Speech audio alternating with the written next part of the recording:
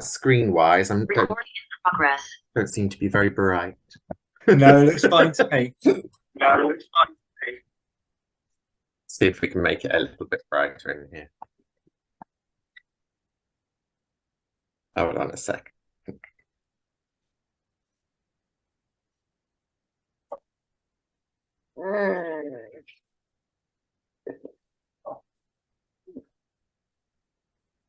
Ironically, I'm shutting out the daylight to make it brighter, weirdly.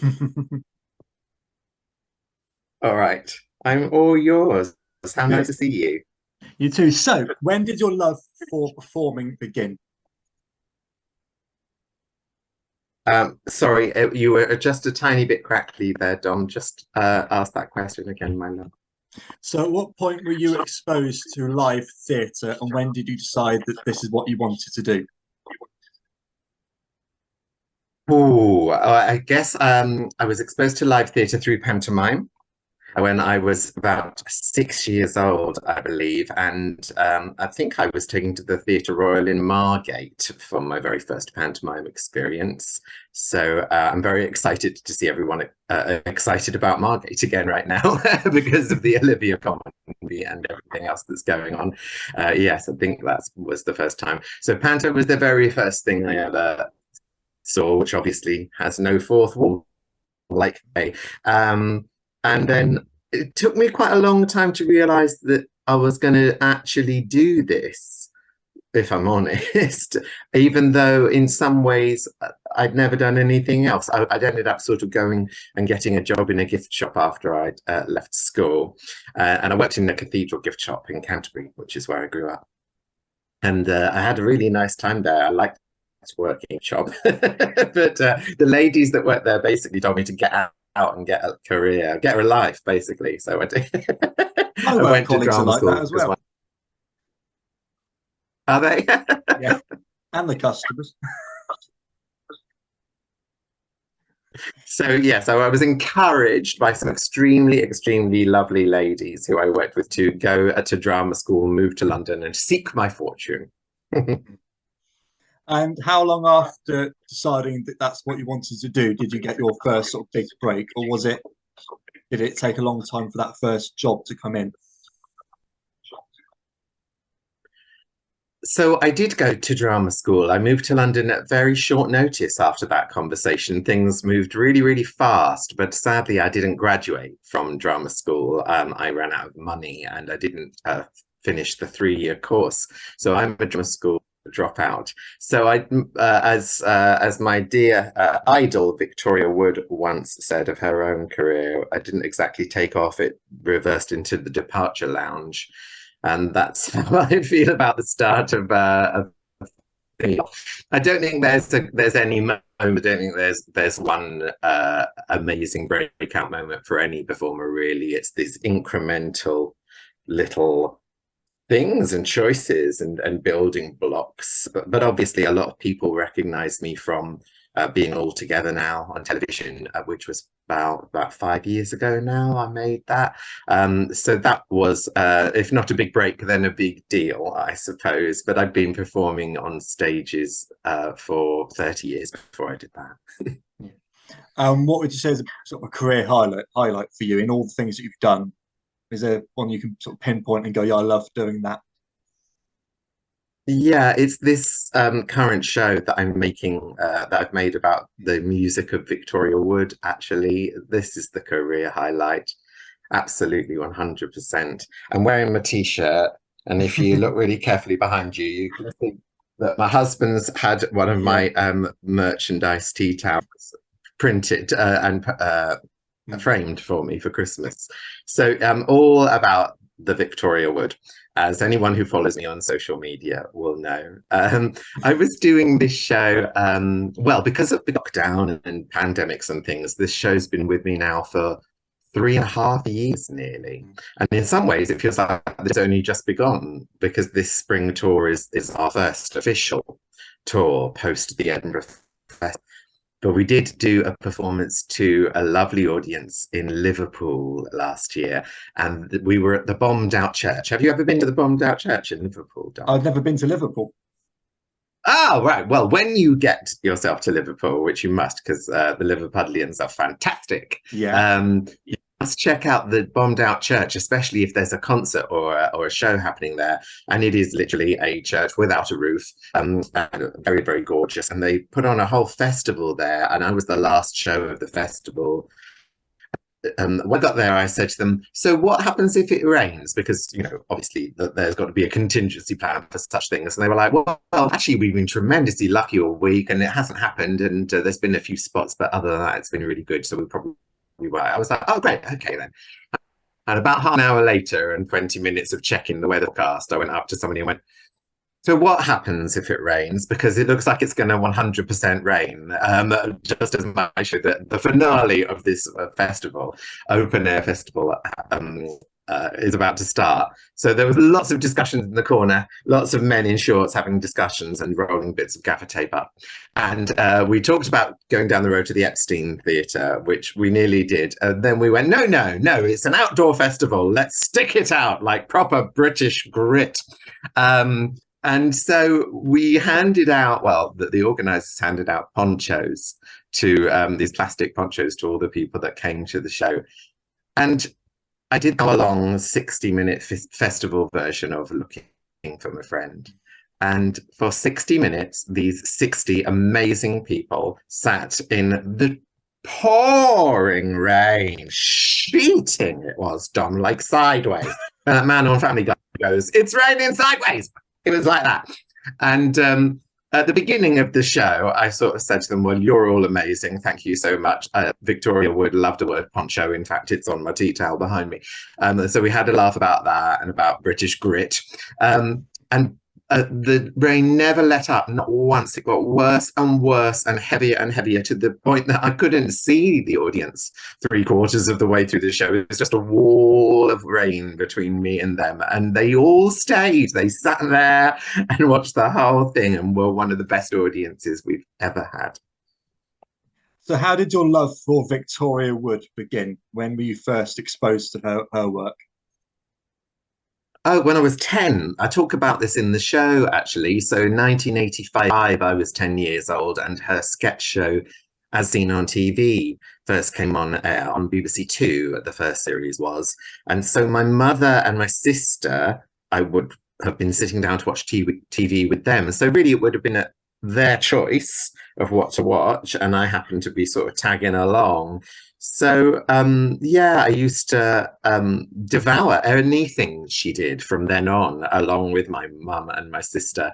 I think there was nearly always a song, or yeah, there was always a song in a scene on TV. So you very early on got this sense of this woman writing comedy. That is very, very witty, often very, very fast paced, fast moving. And that was when I became transfixed. And what was it about her work that you loved, or about her as a person as well? It's interesting. If you look As Seen on TV, there's a little bit of stand up from Victoria at the beginning of each episode. And if you look at how she chooses to dress, I think if we saw somebody on television choosing to do what Vic did then, now we might suggest that she was in some form of drag. We certainly was not by the rules, the societal rules of the day, because she would wear a red leather skinny tie, a men's jacket, big jacket with the sleeves pushed up, and she had this sort of spiky hairstyle, which I actually had a similar sort of hairstyle when I was a teenager watching her. And jeans and trainers or pumps of some kind. She wouldn't ever be, or seldom would she be seen in a long flowing skirt. Not since she did That's Life did she really dress like that, or sort of heels or anything like that. And she famously would often talk about how she used to have to borrow a dress from Celia Imrie to go on television when she used to make That's Life for Esther Ransom, because she didn't own any women's clothes. So that was a very striking thing to me. And like Victoria herself spoke many times about her love of Joyce Grenfell and seeing her live, and the idea of just a person standing alone and commanding the space on their own being very strong for Victoria. It was strong for me too when I first watched her. And looking how much comedy has changed over the years, do you think if Victoria was still around now, do you think she'd still be relevant, or do you think maybe people would have moved on from her type of comedy? Oh, that's very interesting.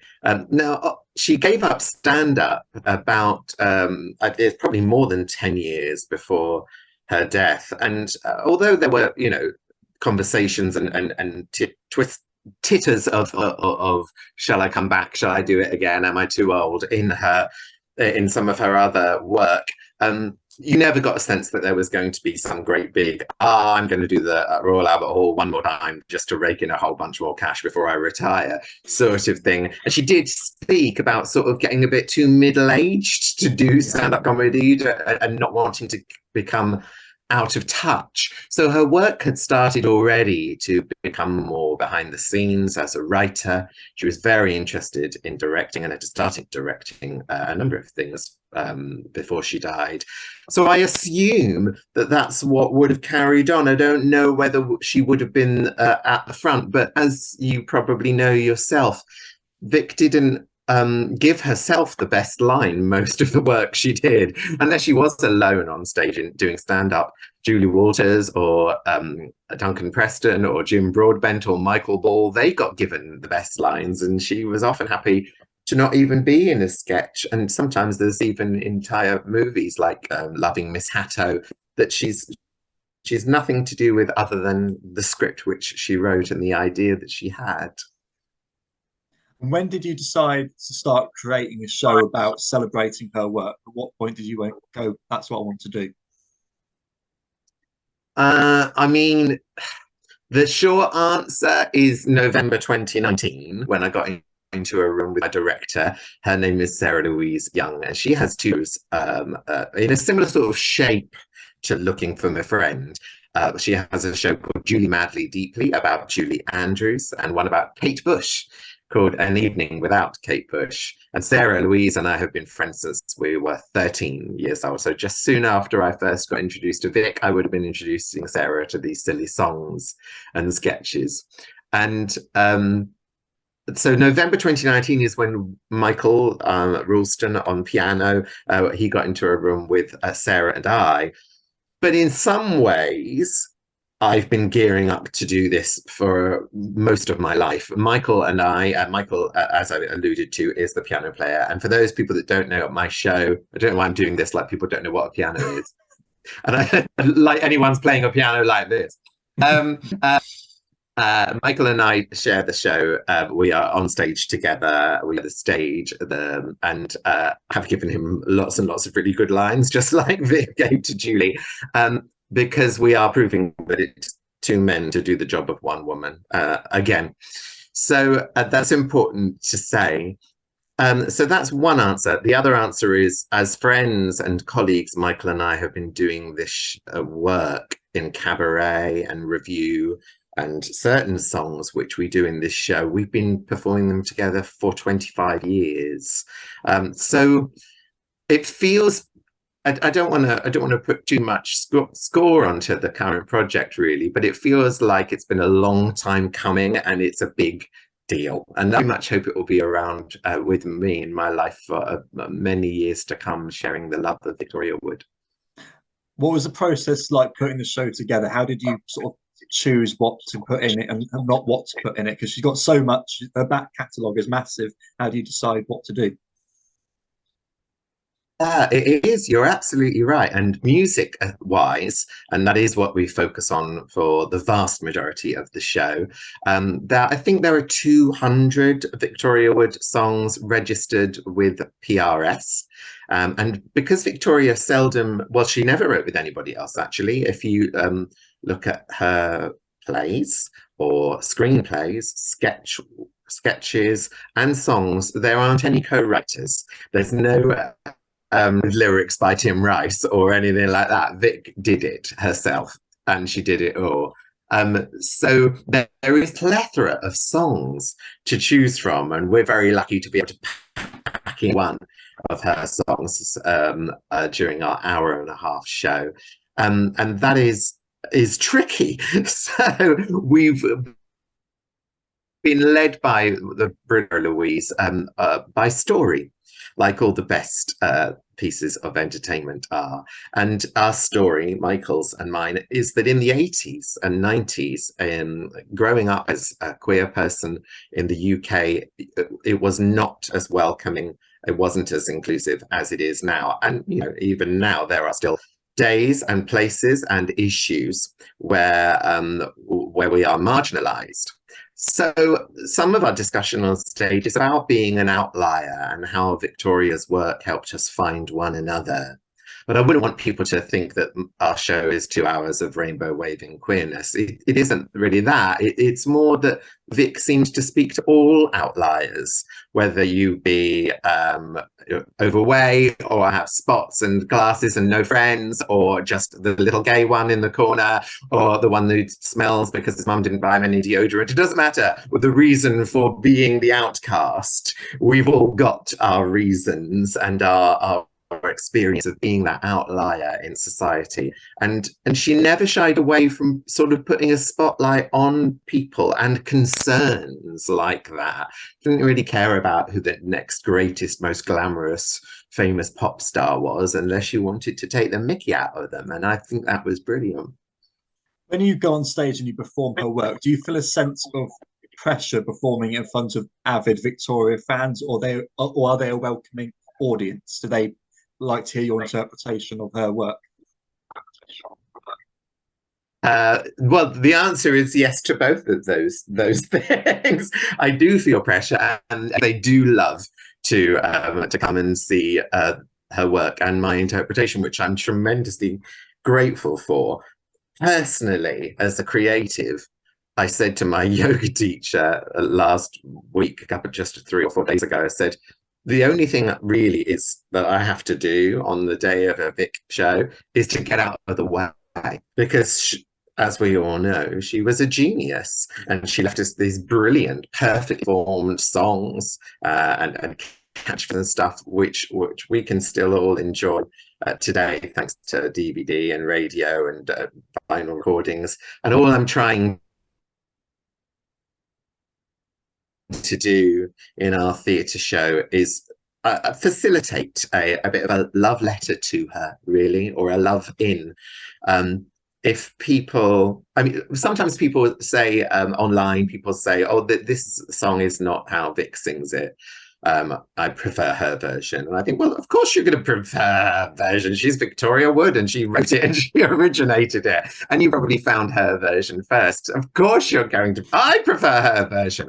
But I, as an interpreter of work, as an artist and an actor, to offer my take on it and to show it through a slightly different prism, to make sure that hopefully it is still speaking to people in 2023, not necessarily when the work was written, because some of these songs go back to the very early 70s that we put in the piece. I guess that is important.